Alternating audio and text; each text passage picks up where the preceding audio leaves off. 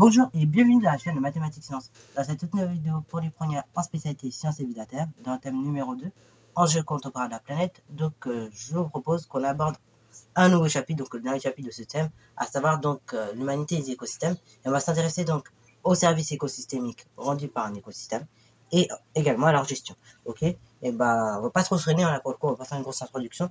Donc, c'est parti, mon kiki. Tout d'abord, on va s'intéresser aux différents services rendus par un écosystème. Parce que oui, en effet, si au sein d'un écosystème, donc on a une circulation de matière qui sont donc entre différents organismes qui sont permis par les interactions que ces organismes ont entre elles, et au sein d'un écosystème, également, cet écosystème va pouvoir avoir des avantages pour l'homme, ok? Puisqu'en effet, ça lui permet par exemple de fabriquer des objets, de les exploiter, mais également de faire de la coopération, des choses de ce style-là, ok? Ou de produire différents services à l'homme, ok? De rendre différents services à l'homme. Par exemple, tout simplement, première chose qu'on peut faire avec un écosystème, c'est comme je vous l'ai dit, exploiter les ressources de l'écosystème. Ok. Donc c'est une première chose qu'on peut faire. Voilà. Une deuxième chose qu'on peut faire aussi, c'est tout simplement donc avoir des comportements qui vont permettre à l'écosystème de pouvoir se régénérer. Ok, en plantant des nids ou même des petites niches. Ok, ce genre de choses. Et puis également au niveau des comportements que l'homme peut avoir au sein de notre écosystème, donc il peut également avoir un comportement beaucoup plus neutre et donc ne pas agir sur celui-ci. Bon. Mais néanmoins, donc un écosystème, comme je l'ai dit, ça rend des services, ok? Différents services, notamment, puisqu'on peut les exploiter, ok? Exploiter les différentes ressources, qui sont, ok? Qui sont produits par cet écosystème. Et donc, on va distinguer 4 types de services rendus par un écosystème à l'homme. Donc, on a... Alors, tout d'abord, donc, premier service qu'on va pouvoir distinguer et qu'on va pouvoir constater, c'est le service de support. Donc, le service de support, c'est le service vraiment le plus basique qui va permettre donc la mise en place du fonctionnement de notre écosystème. Et donc, qui va se faire par justement les processus de base. Donc, à savoir la photosynthèse, mais par un cycle de l'eau notamment, ou encore même la formation de sol. Donc ça rentre dans le service de support. Ça va conditionner donc les autres services que je vais vous évoquer dans quelques secondes, à savoir tout d'abord le service de régulation. Donc le service de régulation, comme son nom l'indique, c'est un service qui permet la régulation donc du climat, mais également de l'érosion, donc de la qualité de l'eau, de la santé ou même de la pollinisation. Après, donc, nous avons tout simplement le service euh, de type approvisionnement. Donc là, ici, ça va être les biens et donc les produits, notamment de l'écosystème que l'on va pouvoir consommer, dans lequel on rentre. Et enfin, donc, on a les services tout simplement dits culturels. Ok. Donc là, les services culturels, ce seront surtout les biens immatériels qu'on va pouvoir consommer de la part de cet écosystème, notamment la marche ou autre. Bon, en tout cas, l'ensemble donc de ces services-là, ils sont rendus par l'écosystème et donc l'homme va pouvoir en bénéficier de façon plus directe, ok?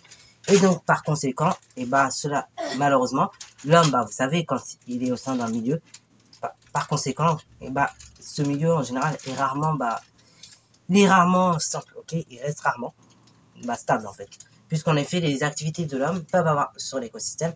Donc là, ça peut être l'écosystème forestier, ça peut être également l'écosystème marin, ça s'applique vraiment sur l'ensemble des écosystèmes, peuvent avoir des impacts, ok? Et justement, on va s'intéresser maintenant dans un deuxième temps à l'impact des activités humaines sur les écosystèmes, ok? Alors, parmi les impacts donc des activités humaines sur les écosystèmes, tout simplement, déjà, avant de rentrer vraiment dans les impacts, je vous propose qu'on voit tout simplement les différentes activités que l'homme peut avoir sur son écosystème. Déjà, alors, là, je prends l'exemple de la forêt, mais c'est valable aussi pour l'exemple, par exemple, de l'écosystème marin. Ok, je fais un mix des deux. Donc là, pour l'écosystème forestier, donc les différentes activités qui peuvent être pratiquées par l'homme, ça va être notamment la déforestation. Ok, tout d'abord, vous avez l'activité de déforestation. On peut également donc avoir des activités plus bénéfiques, telles que le fait de replanter des arbres. Également, activités très négatives que vous avez entendu parler récemment, parce qu'il y a eu, aux actualités, on parle que de ça, et parce qu'on en était, c'est tout simplement les feux de forêt.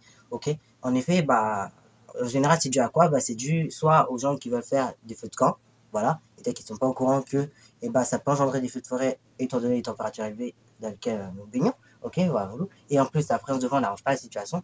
Donc, en tout cas, voilà, cela permet. Donc, comme je vous disais, pareil, vous pourrez voir le détail, de toutes ces explications de la vidéo physique je mets aussi. C'est un complément de cette vidéo-là. Mais le fait qu'on fasse un feu et qu'en plus, il y ait du vent et qu'il fasse chaud, toutes ces conditions-là réunies, ça favorise ce qu'on appelle la combustion, ok? Et donc, c'est le sujet même de la vidéo que je vous propose d'aller voir en physique chimie pour ceux qui veulent aller plus loin sur le sujet. Voilà. Et donc, tout simplement, ça a un impact négatif sur l'écosystème qui malheureusement en grande partie va être dégradé et après va devoir attaquer sa résilience. Ok, donc là la résilience, je le rappelle, on l'avait déjà défini dans la précédente vidéo. La résilience, c'est le fait que notre écosystème revient dans son état de départ. Et donc parfois le feu est tellement grave, ok, l'incendie est tellement grave que tout simplement, et la résilience n'est même pas possible. Ok, elle peut même pas se faire. Ok, donc on a également donc tout ce qui est surexploitation des ressources au domaine des animaux. Par exemple, la chasse en forêt, ce qui peut arriver, voilà. On peut avoir de la chasse en forêt, donc ça va tuer nécessairement des êtres vivants et va diminuer aussi la biodiversité. Et voilà, c'est à peu près toutes ces activités que l'homme peut pratiquer au sein de l'écosystème forestier. Et toutes ces activités-là qui se pratiquent dans l'écosystème forestier, on peut également les pratiquer, on pourrait même faire un même listing pour les écosystèmes marins et d'autres types d'écosystèmes. Donc ces impacts, les impacts, principalement, c'est la diminution de la biodiversité, ok, voilà.